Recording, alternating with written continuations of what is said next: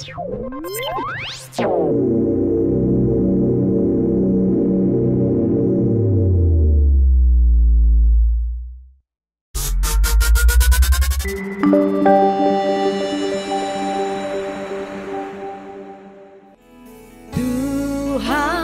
aku rindu.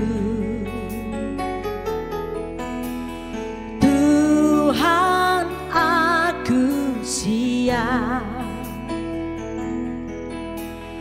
Penuhi aku dengan roh-Mu. Ku rindu lawatan-Mu. Katakan, Tuhan, aku rindu. Tuhan, aku rindu. Amin.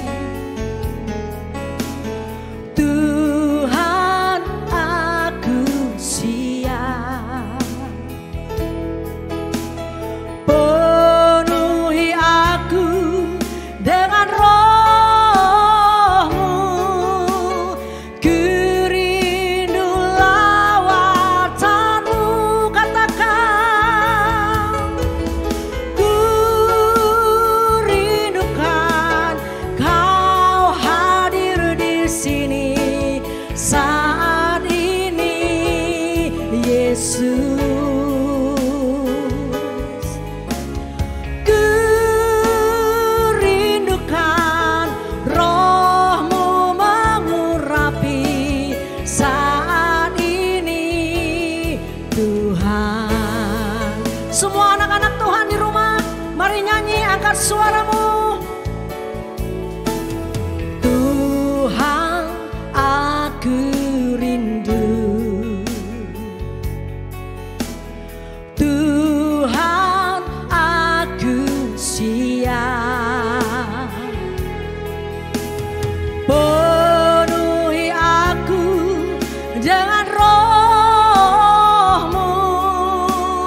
Ku rindu lawatan-Mu. Katakan, aku rindu, Tuhan. Tuhan, aku rindu. Naikkan pujimu. Tuhan, aku siap. Penuhi aku dengan roh-Mu. Ku rindu lawatan-Mu. Katakan, ku rindukan Kau hadir di sini saat ini, Tuhan. Lagi katakan, ku rindukan roh-Mu mengurapi saat ini, Yesus. Katakan, ku rindukan. Ku rindukan Kau hadir di sini saat ini, Tuhan. Ku rindukan roh-Mu mengurapi saat ini, Yesus.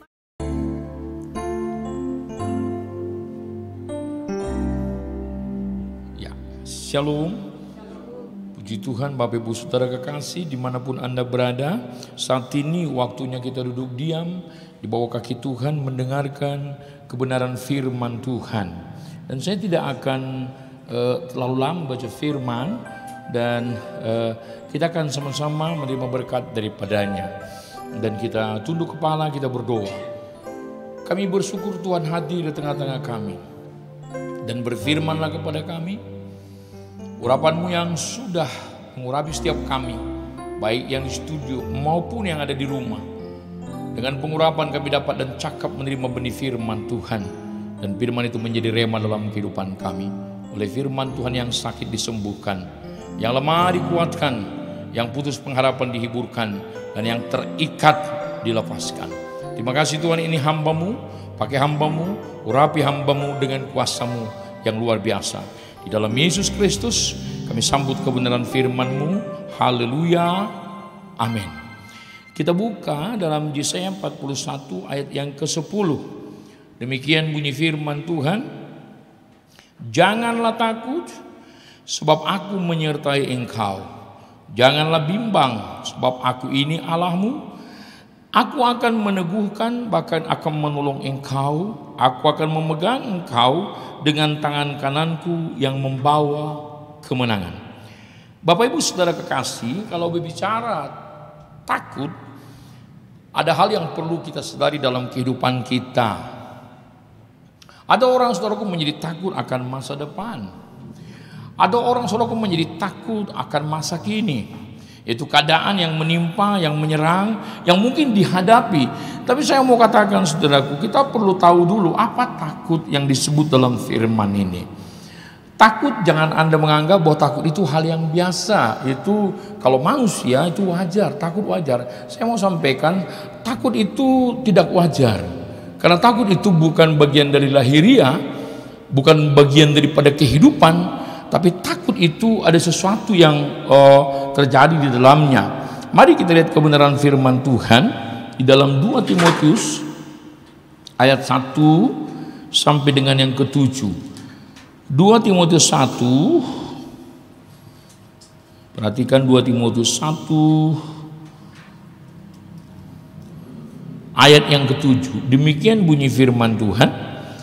Sebab Allah memberikan kepada kita bukan roh ketakutan, melainkan roh yang membangkitkan kekuatan, kasih, dan ketertiban. Perhatikan tulisan roh kecil. Itu roh itu spirit, kekuatan kegelapan, kekuatan dari si iblis yang mau meruntuhkan atau menghancurkan keberadaan stamina dari anak-anak Tuhan. Jadi apapun bagian kita, jika kita takut, Anda sedang diserang oleh roh. Jadi itu tidak biasa, itu tidak wajar. Dari tingkat nanti rasa takut yang biasa mungkin akan naik menjadi depresi. Akhirnya Anda bicara sendiri, ngomong sendiri, berjalan sendiri. Karena itu saudaraku, firman Tuhan katakan, tunduklah kepada Allah, lawanlah si iblis, maka dia akan lari daripadanya. Sebab kekristenan bukan terdiri daripada agamawi, bukan. Yang kedua, kekristenan bukan terdiri dari gaya atau pola hidup, tidak. Tapi kekristenan adalah salah satu syarat menjadi pengikut Kristus. Apa yang dilakukan oleh Yesus, kita juga harus lakukan. Apa yang dikerjakan Yesus, kita harus kerjakan. Apa yang dibuat Yesus, kita buat. Saudaraku, apapun konsekuensinya, sekalipun saudaraku harus mati. Karena saudaraku, pemberitaan kebenaran firman Tuhan menyampaikan rahmat yang dahsyat daripada Tuhan. Saya mau sampaikan kepada Anda, itu kita harus maju dengan tidak takut.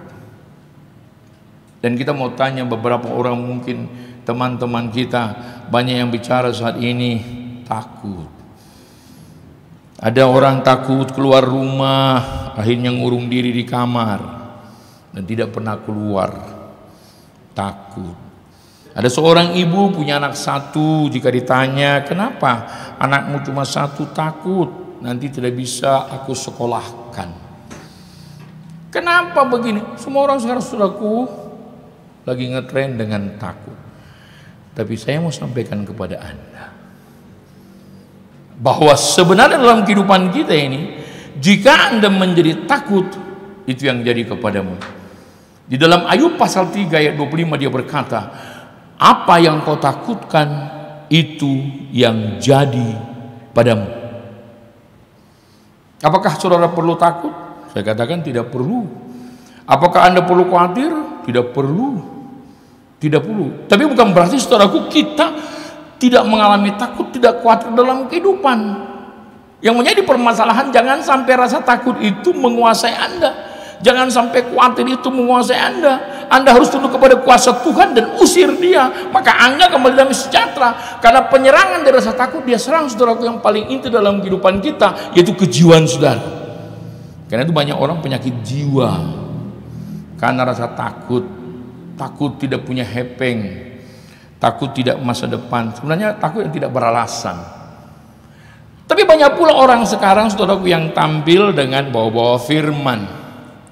Mulai masa COVID-19 terjadi, orang yang tidak pernah ke gereja pun mulai ikuti firman. Mazmur 91, walau rebah di sebelah kiri, rebah di sebelah kanan. Saya mau katakan, kau katakan tahu firman Tuhan kau tapi tidak menjadi pelaku, firman itu justru menghantam engkau. Saudaraku, jangan terus mengutip firman Tuhan. Roma 8:28, Allah turut bekerja.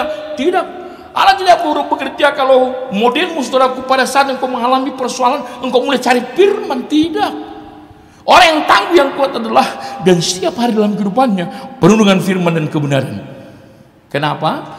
Di dalam Yohanes pasal 8 ayat 32-33 dikatakan Yesus berfirman kepada orang-orang Yahudi yang percaya kepadanya. Katakan, jikalau kamu mengerti firman, firman itu akan memerdekakan kamu. Jika Anda punya firman dalam hidup Anda bisa terlepas dari rasa takut. Jika firman ada dalam kehidupanmu, engkau terlepas dari rasa khawatir. Jika kau punya firman, maka engkau dapat melangkah dalam setiap jalan dalam kehidupanmu. Apapun yang terjadi, engkau tidak perlu takut. Kalau ada firman. Saudaraku, Daud, dia, saudaraku, ditakuti oleh Saul. Kenapa? Takutnya Saul kepada Daud karena Daud mempunyai pengurapan. Bukan karena Daud hebat main pedang, bukan Daud pintar mengatur strategi, karena dia punya pengurapan. Ada pengurapan dalam kehidupannya, saudaraku, membuat Saul gemetar, membuat Saul, saudaraku, membenci dia. Dalam kehidupan kita, jika engkau rindu, saudaraku, kekuatan Tuhan ada padamu, dengar baik, engkau perlu pengurapan daripada Tuhan. Engkau perlu, saudaraku yang kekasih, mengalami suatu pembaharuan yang dasar daripada Tuhan. Orang ada takut kepada manusia, takut ketemu sianu, takut ketemu sianu, takut ini. Saudaraku, dengar baik, Amsal 29:25 berkata, takut pada manusia itu menjadi jerat. Kepada siapapun kita tidak takut. Siapapun yang sedang ngetren di dunia ini, siapa dia, kita tidak perlu takuti. Kita harus takut kepada Allah yang dapat membunuh jiwa dan juga roh kita. Saudaraku, bagaimana langkah menghindari rasa takut? Supaya kita tidak takut dalam kehidupan kita. Apakah kita perlu berlibur ke Hawaii, berlibur kemana-mana? Saya katakan tidak. Saudaraku yang mau saya catat di sini, yang pertama, saudaraku, bagaimana langkah kita terhindar dari takut? Yang pertama, saudaraku, perhatikan ayat tadi di dalam Yesaya 41 tadi ayat 10. Perhatikan, saudaraku, dia berbicara, janganlah takut sebab aku menyertai kamu.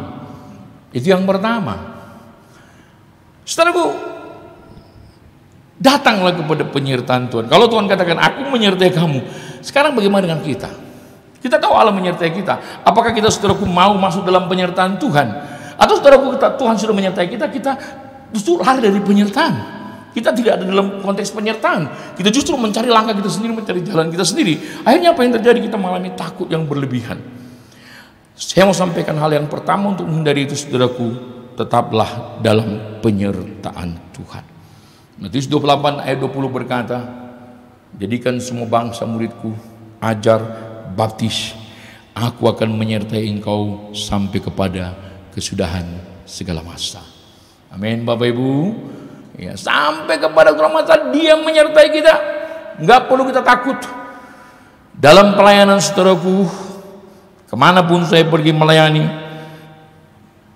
ke daerah Sumatera yang banyak, saudaraku, kekuatan kegelapannya, ke Barus, ke Pakat, Parilitan, saya mau katakan kepada Anda, kita tidak perlu takut dengan roh yang ada di sana. Tidak perlu takut. Kalau orang katakan di situ orang kekuatan kegelapannya dahsyat, magicnya dahsyat, saya mau katakan, saudara yang kasih, setiap kekuatan kegelapan, setiap orang yang memegang kuasa perdukunan, setiap orang yang menjadi dukun, saudaraku, mereka di bawah telapak kaki orang percaya. Mereka di telapak kaki orang yang benar. Kenapa? Kekuatan kita bukan berasal daripada pribadi kita. Kekuatan kita berasal daripada Tuhan Yesus Kristus, Gembala Agung. Masuk dalam penyertaan Tuhan, biar Tuhan yang memimpin kita. Kalau Tuhan menyertai kita, saudaraku, kita tidak perlu takut. Saya pernah nonton, saudaraku, di televisi tentang animal. Saudaraku, pada saat itu ada seekor anak beruang yang ketakutan melihat harimau. Dia mulai ketakutan, saudaraku, karena dia tidak dekat dengan induknya. Tapi pada saat, saudaraku, induknya datang menyertai dia, saudaraku, anak ini berani. Anak ini tidak takut lagi, dia mulai berjalan bersama dengan induknya, tetap dalam penyertaan induknya, dan harimau itu pergi perlahan-lahan. Saudaraku, jika engkau dalam penyertaan, maka penyertaan Tuhan dikatakan di dalam Mazmur 23, gada dan tongkatnya menyertai engkau sepanjang hidupmu. Penyertaan Tuhan, saudaraku yang kekasih, adalah hal yang sangat luar biasa, di mana kekuatan Tuhan, kuasa Tuhan, kemuliaan Tuhan, saudaraku yang kekasih, akan dicurahkannya bagi kita, dan kita menjadi orang yang dahsyat dan hebat dalam pandangan Tuhan dan manusia. Karena itu, Bapak Ibu saudaraku yang kekasih, jangan hanya banyak tahu tentang kekristenan, tapi engkau tidak hidup dalam kekristenan. Janganlah hanya rajin ke gereja, tapi engkau tidak pernah tunduk kepada kebenaran. Jangan pernah, saudaraku, kau berkata saya pelayan Tuhan, tapi sebenarnya kebenaran tidak ada padamu, karena engkau tidak pernah baca firman. Engkau tidak pernah merenungkan firman. Saudaraku, firman yang menjadi kekuatan kita. Penyertaan Tuhan, saudaraku, diberikan kepada kita firman Tuhan. Di dalam Yohanes pasal 1 ayat 1 dikatakan, pada mulanya adalah firman, firman itu bersama dengan Allah, dan firman itu juga adalah Allah. Jika engkau punya firman dalam kehidupanmu, maka, saudaraku, penyertaan Tuhan itu mutlak dalam kehidupanmu. Maka dikatakan, saudaraku, dalam Roma pasal 1 16 17, Injil itu kekuatan Allah. Kalau Injil adalah kekuatan Allah, Bapak Ibu dengar baik, jika kekuatan Allah itu kau taruh dalam hatimu, kau taruh dalam kehidupanmu, maka dia akan mengerjakan hal besar dalam kehidupanmu. Dan banyak orang sekarang rajin ke gereja, rajin melayani, tidak pernah baca Alkitab. Mungkin Anda orangnya, kau hanya suka dengar, tapi tidak suka baca firman. Seberapa jauh, seberapa banyak engkau bisa dengar, lebih bagus kau baca firman Tuhan. Bisa kau, saudaraku yang kekasih, baca sampai 1 pasal atau 5 pasal satu hari, tergantung daripada kemauan. Penyertaan Tuhan, saudaraku yang kekasih, memberikan kepada kekuatan adalah karena firman kebenaran ada pada kita, karena perkataan yang hidup dan berkuasa itu ada pada kita. Bukan style kekristenan, bukan style, tidak. Banyak Kristen, banyak gaya Kristen sekarang. Saya sebagai hamba Tuhan muak melihat orang seperti itu, cuma gaya doang, tapi kekuatan tidak ada. Kalau hidup Kristen, saudaraku kasih, punya kuasa, ada power of God. Bukan, saudaraku, hanya banyak omong. Sudah cukup kita banyak omong, gak usah banyak omong. Gak usah banyak omong, banyak salah. Mendingan kau dengar firman Tuhan, baca firman Tuhan, renungkan firman Tuhan, pasti kau diubah firman Tuhan. Pasti dirubah. Saya, saudaraku, dari latar belakang orang yang tidak benar, dari latar belakang, saudaraku, penjual narkotik, tapi, saudaraku, Tuhan ubahkan karena saya mau mengubahkan diri saya. Juga dulu saya perokok berat. Satu hari, saudaraku, 5 bungkus gudang garam merah saya hisap biar Anda tahu. Ganja saya, saudaraku, Marlboro 1 bungkus, itu harus ada setiap hari. Tapi begitu bertemu dengan Tuhan, dan istri saya mendoakan saya, 5 tahun istri saya mendoakan saya. Mungkin bukan hanya tumpang kaki dia saking kesalnya, mungkin tumpang tangan, tumpang kaki juga dia, saudaraku, bukan tumpang tangan saja. Segala macam ditumpangkan kepada saya karena bandelnya saya. Tapi Tuhan tahu siapa saya. Amin. Dan Tuhan mulai ubahkan saya tanggal 20 bulan 4 tahun 84 di kamar 4 LP Tangerang. Saya mulai Tuhan proses tempat itu. Saya mulai belajar di tempat itu. Saudaraku, mulai Tuhan berikan pembentukan baru, hal yang baru dalam kehidupan saya yang tidak pernah saya tahu, yang tidak pernah saya mengerti. Di situ saya mulai baca firman Tuhan Alkitab ini, saudaraku. Selama saya berada di sana 2 tahun setengah, saya baca di, saudaraku, kasih 40 kali lebih. Bolak-balik. Jadi kalau ada kekristenan, saudaraku, yang tidak pernah baca Alkitab, saya bilang kau tidak punya iman. Anda setuju? Kau Kristen tapi tidak pernah baca Alkitab, kau tidak punya iman. Sekali mengatakan Jehovah dibatasi permahan, itu mulutmu aja, nggak ada kekuatan, nggak ada. Jehovah si perbuluau, tapi kau main cokar karo kerjaan mutus, main leng kerja mutus, mana ada itu? Tak ada. Orang sudah dimerdekakan oleh kebenaran, hidup dalam kebenaran, saudaraku, dia merdeka, dia tinggalkan yang lama, dia tinggalkan perkara-perkara najis, masuk dalam perkara kebenaran. Karena itu firman Tuhan katakan dalam 2 Korintus pasal 5:17, yang lama berlalu, yang baru datang. Orang Kristen campur sekarang, yang lama dipegang, yang baru datang. Akhirnya aneh-aneh, nggak jelas. Tapi kalau udah nggak Kristen nggak jelas, marah, mulai ngomong opuku pedita, omaku pedita, abahku pedita. Saya mau katakan kepada Anda, mau pendeta mau pendekar, Anda itu urusan Anda. Tapi kebenaran ada nggak dalam kehidupan? Itu yang paling penting. Saudaraku, Anda mau marah dengan saya, silakan marah. Karena saudaraku, saya sudah bosan melihat orang-orang yang hanya gaya, Kristen hanya gaya, hanya banyak ngomong, banyak gaya, banyak style, tapi kehidupan tidak pernah berubah. Bayangkan saudaraku, Anda sudah 20 tahun, 50 tahun jadi Kristen tidak berubah-berubah, tetap semua ini. Anda katakan, saya tidak akan pernah berubah, karena Tuhan Yesus tidak pernah berubah. Bah, Tuhan Yesus beda, kau harus berubah. Saudaraku, jangan sampai kita ini, saudaraku yang kasih, kita Kristen, tapi sebenarnya kita tidak ngerti kebenaran. Kita katakan kita Kristen, saudaraku, tapi hidup kita menyimpang daripada kebenaran. Kita katakan kita Kristen, tapi tidak ada otoritas surgawi dalam kehidupan kita. Yang kedua, kita perhatikan, saudaraku yang kasih, dikatakan jangan bimbang sebab aku ini Allahmu. Aku akan meneguhkan, bahkan akan menolong engkau. Yang kedua, jangan bimbang atau jangan khawatir. Di dalam Matius pasal 6, kalau Anda nanti baca saudaraku 25 sampai 34, dikatakan di sana, dan dikatakan yang terakhir bahwa semua yang ada di dunia itu dicari oleh bangsa-bangsa yang tidak mengenal Allah. Tidak mengenal Allah. Dia mulai sibuk cari ini, cari. Makanya ada lagu anak sekolah minggu yang berkata begini, apa yang dicari orang uang, apa yang dicari orang pagi, siang, malam, petang, uang, uang, uang, bukan Tuhan Yesus. Ada sibuk cari uang, silakan. Tapi saudaraku, ada satu yang memberikan berkat kepada Anda. Di dalam Matius 6:33, cari dahulu kerajaan Allah dan kebenarannya, semua ditambahkan. Kalau engkau dulukan tuh saudaraku, berkat Tuhan akan datang kepada. Tidak perlu kau minta berdoa, Tuhan tolong berkati berkatnya. Saya katakan kalau engkau saudaraku yang kasih tiap hari berdoa minta berkat, Tuhan itu bisa tungkian dengar kau. Nengel Tuhan itu. Nama jalur bebenun mahal nengko Tuhan. Tuhan akan ngomong begitu saudaraku yang kasih. Ngomong aja kerjamu, minta aja kerjamu, kau tidak pernah memberi. Padahal kunci saudara untuk diberkati adalah memberi. Kalau kau memberi pasti diberi. Tapi kau minta terus, Tuhan tolong, anakku nomor 1 Tuhan mau jadi insinyur, yang 2 mau jadi terandus, tolong Tuhan. Tapi kau malas memberikan hal yang benar. Perpuluhan pun kau makanin terus, ucapan terus, kau bondut terus, minum tua kau segala macam. Bagaimana Tuhan memberkati kau? Bagaimana coba? Dari mana jalan Tuhan memberkati kau? Tidak ada jalannya. Jadi jangan saudara kau marah kepada Tuhan. Tuhan, bagaimana nih, kok mau berkati aku? Hati-hati lu, ditempelin Tuhan nanti kau. Betul, tempelin Tuhan nanti kau, jangan main. Jangan jago-jagoan sama Tuhan. Gak ada yang boleh jago-jago sama Tuhan. Gak ada boleh satu orang pun yang main-main dengan Tuhan. Tidak. Jangan main-main. Jangan kau pikir, Tuhan gak ada, jauh tempatnya surga. Jangan main kau. Jangan main. Mau dibuat kau istirahat kau? Istirahat di kursi roda kau nanti 10 tahun gak jalan-jalan baru kau tahu. Saudaraku perhatikan, jangan bimbang, jangan khawatir akan dunia lah. Masa sampai dicontohkan Tuhan, kau lihat bunga bagu, tidak meminta, tapi pakainya bagus.